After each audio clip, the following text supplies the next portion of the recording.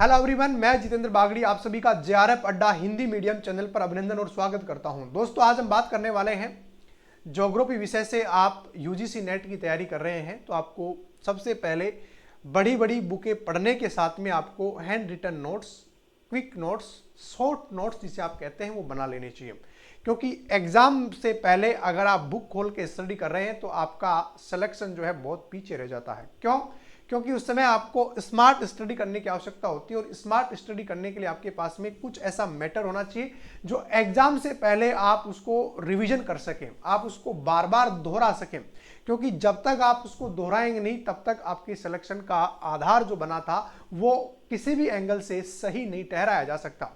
इसलिए ज्योग्राफी के unit wise notes आप कैसे बनाएं, इस विषय को लेकर के लिए मैं आप लोगों के सामने आज उपस्थित हुआ हूं। तो सबसे पहले हम बात करने वाले हैं कि हमें नोट्स बनाने का सबसे बेस्ट तरीका क्या होना चाहिए, नोट्स कैसे बनाएं जिससे हमारे पास में इसके सारांश के रूप में एग्जाम से पहले हमारे पास में ऐसा मैटर हो।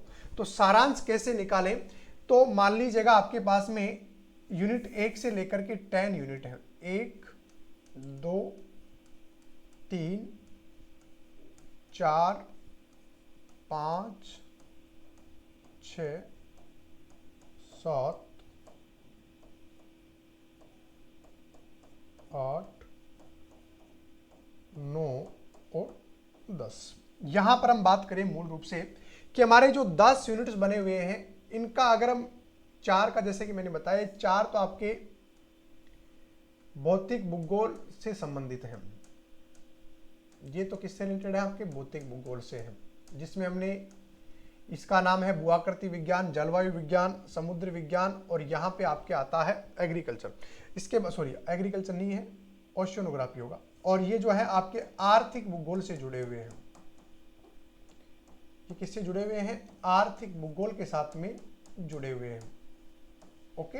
और ये वाला जो है ये आपके चलता है भौगोलिक तकनीकियां, भौगोलिक तकनीकियां, और ये आपके आ जाएगा भारत का भूगोल आ जाएगा। ये आपके क्या आ जाएगा भाई? भारत का भूगोल आ जाएगा। अब इसमें से नोट्स कैसे निकालें, किस प्रकार से मैटर को छांटें, उसके ऊपर अपन चर्चा करने वाले हैं। तो यहां पर आप भौतिक भूगोल पढ़ रहे हैं तो भौतिक भूगोल में आपको क्या क्या मैटर आपको आता है और क्या क्या नहीं आता है।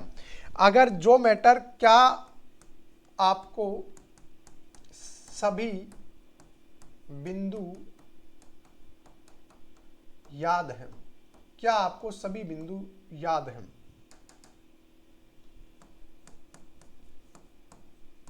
तो अगर ऐसा कोई प्रश्न आपसे खड़ा करता है तो क्या आप इसका उत्तर देंगे? तो आप यही कहेंगे नो, हमें ऐसे सभी बिंदु याद नहीं हैं।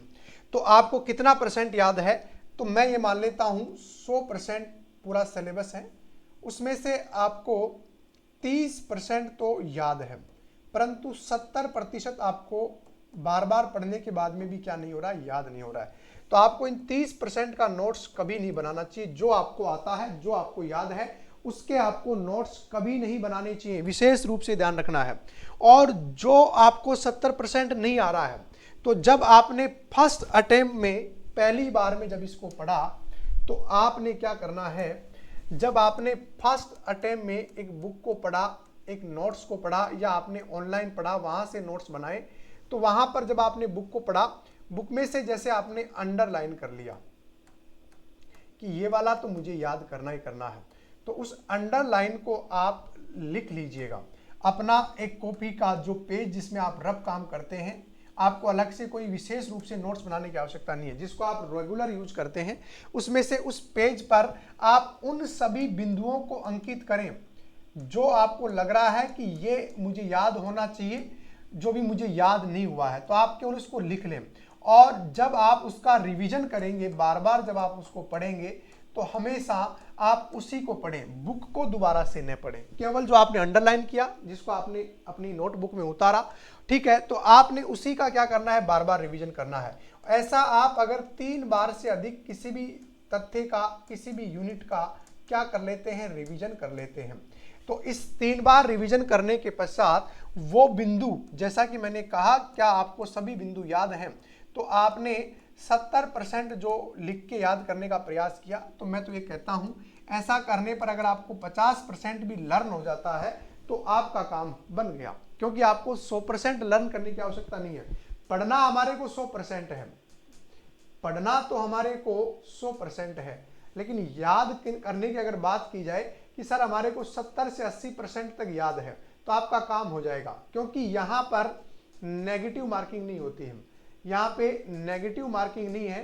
तो जब नेगेटिव मार्किंग नहीं होती है तो आप इस बात को विशेष रूप से ध्यान रखिएगा कि जब आपके यहाँ नेगेटिव मार्किंग है ही नहीं तो आपको डरने की कतई क्या नहीं है, आवश्यकता नहीं है। क्यों नहीं है मैं आपको बता देता हूं, क्योंकि जब आप यहाँ पे नेगेटिव मार्किंग नहीं है तो कुछ ऐसे तथ्य हैं जिनको आप एडजस्ट भी कर सकते हैं सही से, जैसे कि आप कहते हैं तुक्के, हालांकि तुक्के लगते नहीं है, लेकिन वहां पर आप बिना डरे आप उस प्रश्न का उत्तर तो चुन सकते हैं। इसलिए सबसे मूल बात जो थी, नोट्स कैसे बनाएं, तो जो आपको याद है उसको तो आपको नोट्स बनाना नहीं है, जो आपको याद नहीं है केवल उन्हीं को लिखना है, और ऐसा नहीं कि स्पेशल रूप से लिखेंगे, जैसी आपकी चालू हैंडराइटिंग है उसी में लिखेंगे। अदरवाइज आपको अलग से विस्तृत रूप से नोट्स पढ़ लेने हैं, अंडरलाइन कर लेने हैं, और रिवीजन में केवल आप उनको बार बार क्या करने हैं, रिपीट टू रिपीट करने हैं। तो ऐसा 2-3 बार करने के बाद में आप इन चीज़ों को सरलतम रूप से क्या कर सकते हैं, याद कर सकते हैं। ऐसी जानकारियों के लिए मैं आपसे बार बार जुड़ता रहता हूँ, और आप अगर चैनल पे नए हैं तो चैनल को सबसे पहले सब्सक्राइब करेंगे। और अभी तक आपने हमारा पेड कोर्स ज्वाइन नहीं किया है, यूजीसी नेट जेआरएफ टारगेट 2024 जून का जो बैच है, तो आप फटाफट से आप एप्लीकेशन डाउनलोड करके, और साथ में हमारा जेआरएफ अड्डा का जो टेलीग्राम चैनल है वो भी आपको क्या कर लेना है, डाउनलोड कर लेना है।